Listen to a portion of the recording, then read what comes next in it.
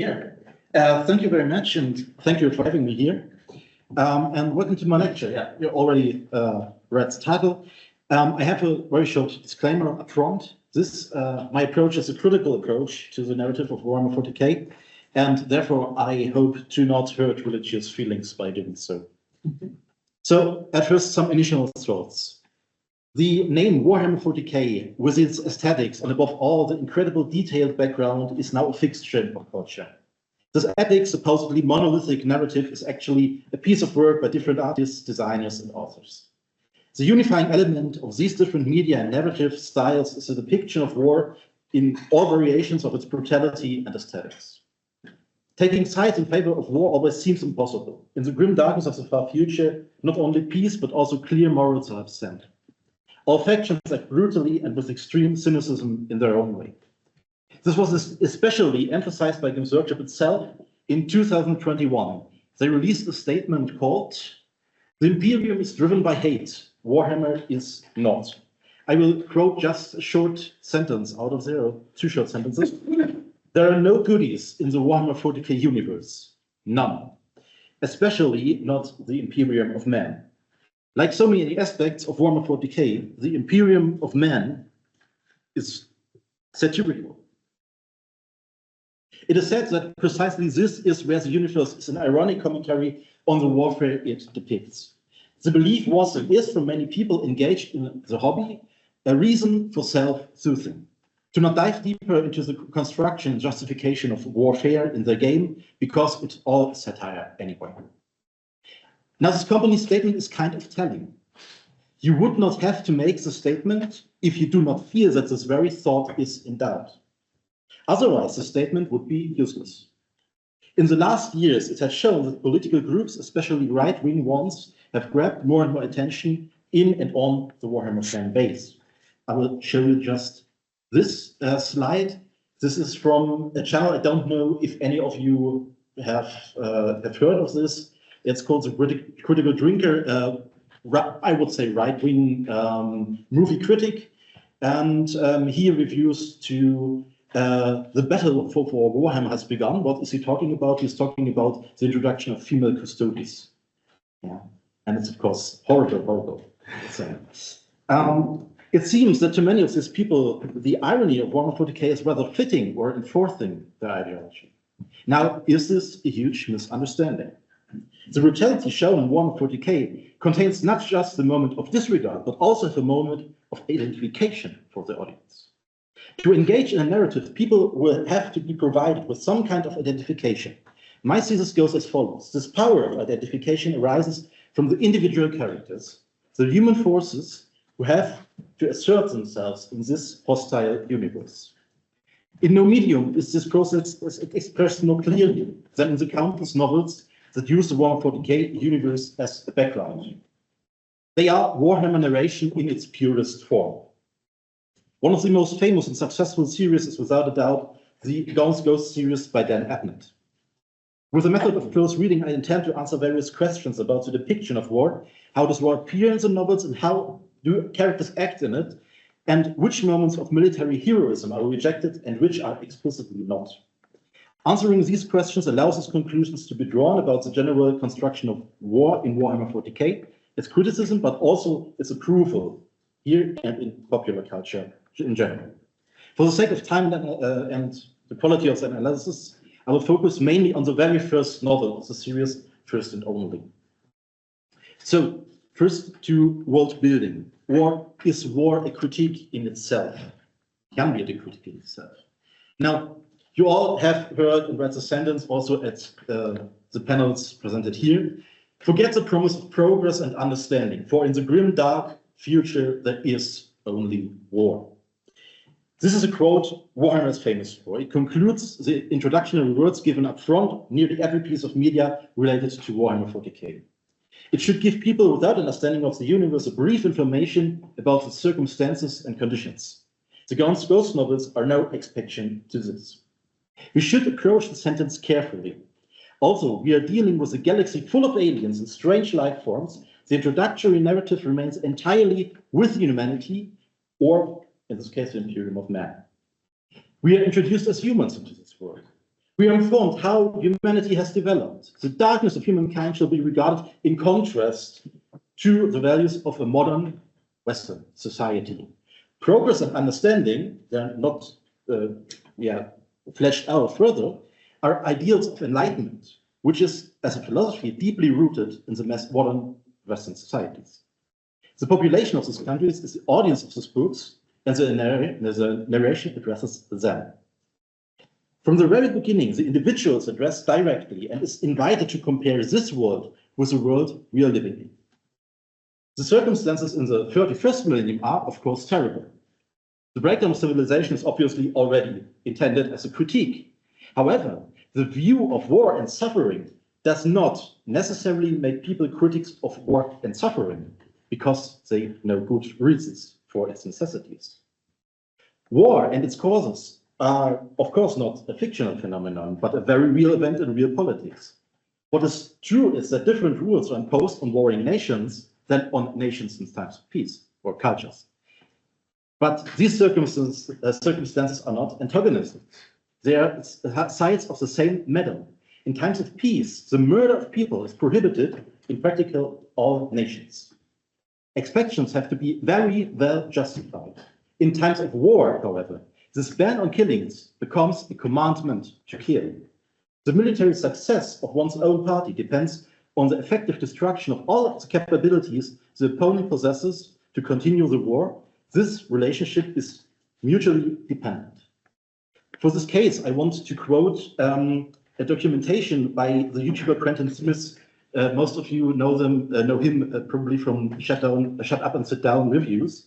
And he made a very real documentation and talked about war games and the people who make war games. And there was one very telling interview. Kuhn asks, "Feels to me like assisting the armed forces to save lives in conflicts would be potentially result in more deaths on the other side." Yeah, absolutely. It's a great inventor of war game design. Is that a plausible conclusion? It's more than plausible. It's absolutely correct, because warfare is obviously adversarial. To reduce the lives lost on our side, you're potentially going to be killing more people on the other side. I don't dispute this at all.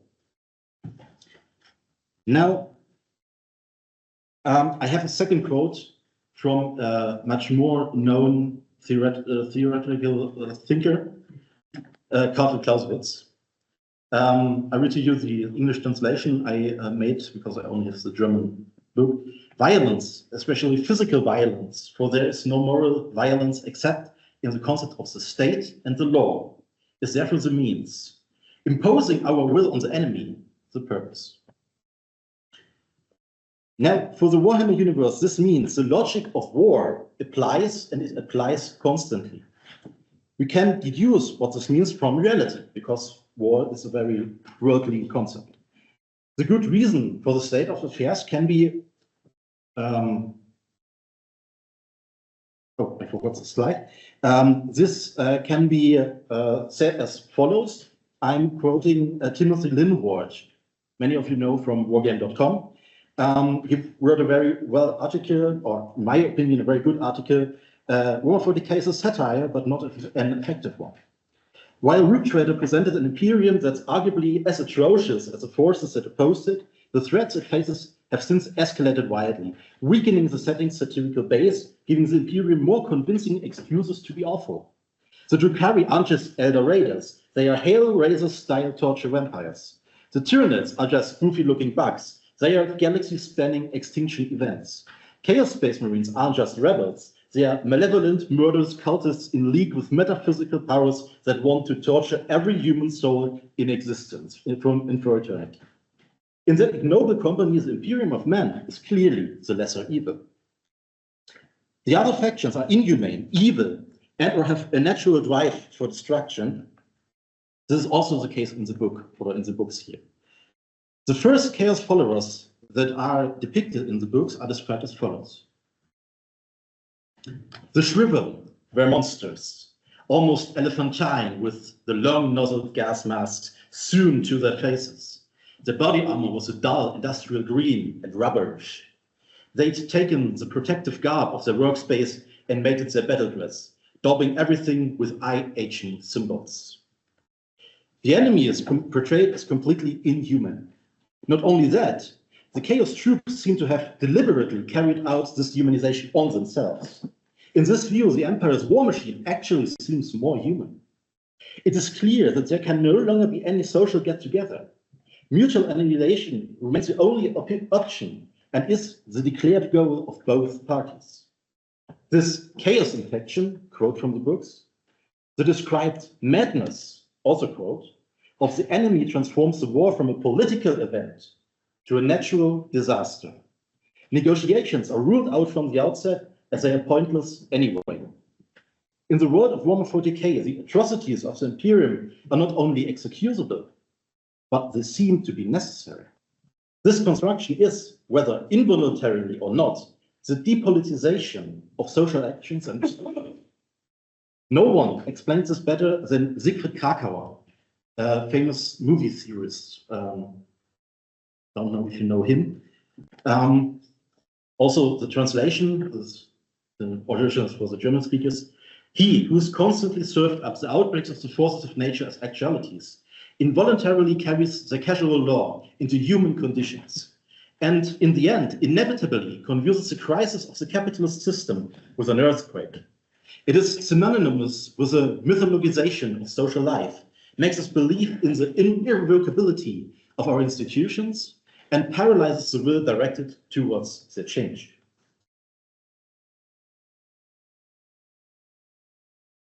Now, you are, as a reader, as someone who explores this universe, you are confronted with all these conditions before the main story actually begins, and basically with every media in Warhammer. If the state of war is an unavoidable premise, what attitude can the soldier take? After all, the war itself can hardly be criticized this way. So for this reason, we have to look at the personnel of war, the regiments employed by the Imperial Army, and of course, the first and only Tanith.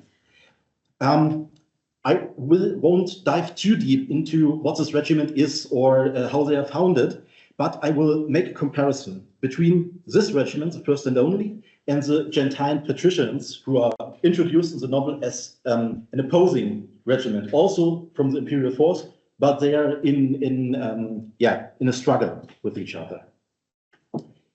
In the book, there's a special focus on these two regiments, the first and only Tanith and the Gentile patricians. Both regiments are in competition with each other, which leads ultimately to open violence. Now, how is the first and only described? How can we imagine these people? I quote, Korbeck was a large man on the wrong side of 40, built like an ox and going to fat. His broad hairy forearms were decorated with blue spiral tattoos, and his beard was thick and shaggy. He wore the black webbing and fatigues of the Tanith and also the ubiquitous camo cloak, which had become their trademark. He also shared the pale complexion, black hair, and blue eyes of his people. He was the colonel of the Tanith's first and only, the so-called Gaunt's ghosts.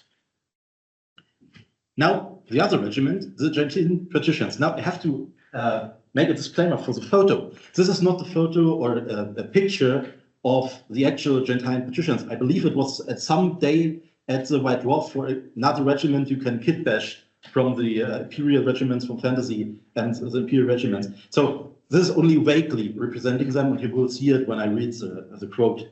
The patricians were noble soldiers, tall men in deep purple uniforms dressed with chrome. They were haughty and resolute and had won for him a great deal of praise. They had a regimental history that dated back 15 generations to their first founding.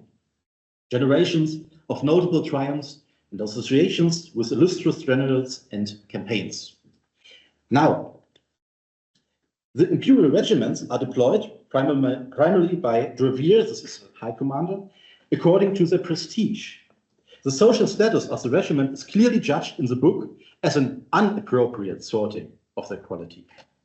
But I think nobody would argue against this. The actual praise of the regiments ultimately depends entirely, as it is in reality, on their military success or failure. The authority for assessment always remains the empire, its war, and its war goals. The only thing that makes a regiment good or bad is its military success. All sides make themselves subservient to these relationships. Here, the ghosts are distinguished by their special abilities. They achieve maximum success with, from a military perspective, minimal effort. There is where the Tanids excel, fighting against superior numbers, outstanding individual fighters with own abilities and their own good judgment of the situation, and the will to overcome practically any impossible task. These features are especially highlighted in the book constantly. This is where the soldiers excel, because they are completely submit themselves to the purpose of the war and carry it out. Both sides are subordinate to the standard of military success. The respective military leadership is responsible for this success and its application. The essential difference, therefore, must lie in the common structure. And here we come to the supposedly main character of the books, Commissar Ibram Gaunt. I will also introduce him. How does the book describe him? Gaunt was a tall, hard man in his 40s, and his lean face utterly matched his name. Trooper Saffron admired the commissar enormously and had studied his previous actions at Balhaut, at Formel Prime, his service with the High Train 8th, even his majestic command of the disaster that was Tennant. Gaunt received a communique. This is another reaction almost at the end of the book. A communique from Romas de Makarov, thanking him for his efforts and applauding his success. Gaunt screwed the foil up and threw it away. Bandaged and aching, he moved through the medical wing to of the Navarre ship, checking on his wounded. Domer, Dorden, Corbeck, Larkin, Bragg, 100 more. Now, what we learned about Gaunt. Gaunt isn't interested in formal commendations. He is portrayed as someone who cares more about the well-being of his own soldiers and his personal fame, or even his personal well-being. He doesn't need to adorn himself with awards. His reputation precedes him. This is in sharp contrast to the way his opponents are portrayed, namely the Lord High Militant General Drevier, who wants to claim leadership over the crusade himself. So here we have him also described. Hector Drevier was a squat, bullish man in the 60s, balding and yet insistent upon lacquering the few remaining strands of hair across his scalp, as if to prove a point. He was flashy and ruddy, and his uniform seemed to require an entire regimental ration of starch and whitening to prepare each morning. There were medals on his chest, stuck with a stiff brass pin. He always wore them. Flans was not entirely sure what they represented. He had never asked. He knew that Drevier has at least seen as much as him and had taken every ounce of glory for it that he could. And another sentence, Lord General Drevier believed in acceptable losses. He had demonstrated it practically on a fair few numbers of occasions without compunction. Now, Drevier is described as vain, decadent, and ruthless. These characteristics make up his entire physique. Just as Gaunt's character is reflected in his physique. The actions of Gaunt's opponents within the Imperial Army are solely focused on their own self-interest of Gaunt's opponents, of self-interest and political advancement. With a slight inspection, but we can talk about the Inquisitor later. The soldiers are pure material for them. This sharp contrast runs through all levels of leadership, up to the command of the patricians under Drake of Lance. This is the commander of the Gentile patricians. So neither the war nor the empire itself is being criticized, because both are necessary evils, but rather the leadership within the army. They do not want to join with the common purpose of the war, and therefore act selfishly and sacrifice more than is necessary. The latter point is crucial.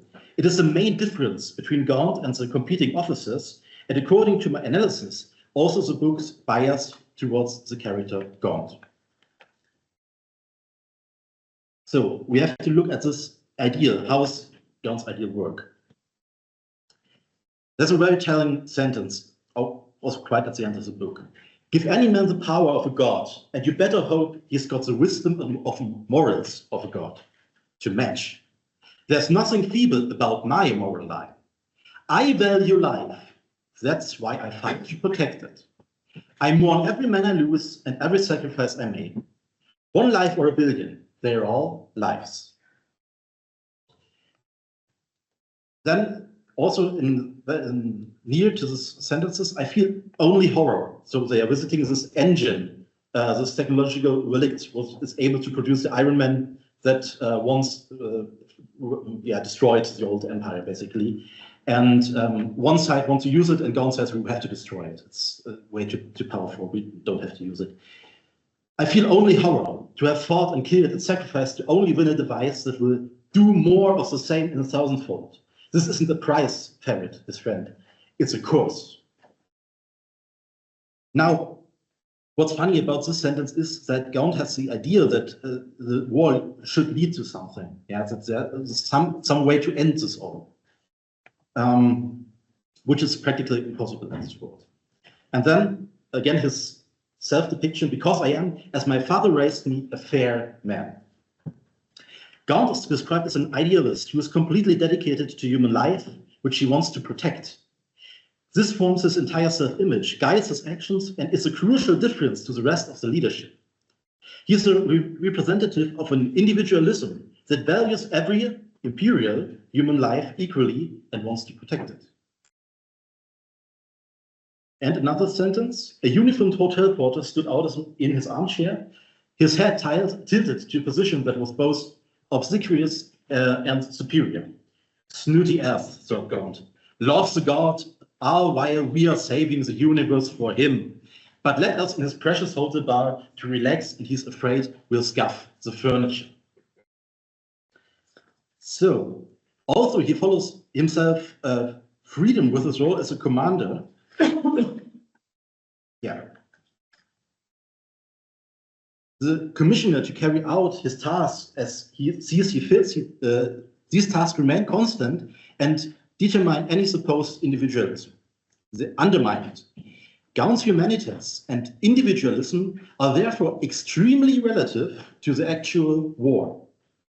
This makes him the trustworthy salt of the empire, as a quote in the books. And in this way, he cashes in the objective constraints with moral greatness and attitude. So, conclusion. Gaunt doesn't understand war. Thank you. No, of course not. There's a bit more to it. The book provides an idea that does not have to be extra invented. The idea of a war in the interest of humankind. You now have examples in the reality for this concept: war to end all wars, war against terror, humanitarian interventions. One of my favorite euphemisms. If one takes this idea seriously and examines it in terms of what war actually is, this idea must necessarily disqualify itself in the fact of reality. In war, people become mutual victims because they are the means of violence, and thus for a purpose that doesn't have them as its object. However, the idea is given on a basis in this idea is given a basis in the fiction of the books, and only there. In the world of Warhammer, humanity is in a constant defensive war, in which only a planet-spanning military machine like the Empire can have any chance of success. The immediate need and the fight for survival force not only the protagonists, but also the leadership to take one-sided stance for the Empire and its war, as have a salvation and order, as a realm of salvation and order. A terrible place, but the only way for people to survive a bit longer. Gaunt's moralism and individualism make him appear to be a sovereign individual. However, this attitude must always be tied back to his suitability for war and must always be put into perspective. Gaunt's treatment of the lives of his men is also purely a calculation of their destruction. If Gaunt's idea of humanitarian warfare in the book were not constantly compared with much more ruthless forms of warfare, this idea would immediately be disqualified as absurd in practice. Saving human lives and warfare are tangible opposites. When there is any satire in the books, it lies in the description of the High Command as incompetent. But in this way, they are taking a side for the system itself. You emphasize the function of people and imagine a better way to filling out their position. Now, to conclude the thoughts, I won't say it in my words, but I say it again in Quinn's words in the documentary I quoted at the very beginning of my presentation. For people living in any society, there is this jingoistic, self-aggrandizing oxygen that we all breathe that forms our national identity. And for me, in my country, video games, along with TV and movies, are part of that system. You can make this list longer. They teach me that I am part of a good and noble country that only goes overseas and kills people when other countries deserve it, or when they're stopping fascism, maybe. We all grow up on a diet of news stories and just stories in general, where military hardware or tactics are shiny and exciting, unless it's deployed against us, at which point it's to be judged harshly as frightening and indiscriminate. Now, I'm not saying that video game designers, he is referring on video game designers, but people making games in general, are choosing to make propaganda. I am saying that our society, as with every society, is so saturated with certain ways of thinking that we don't even notice we are doing it, but nonetheless, we are reinforcing it. Thank you very much.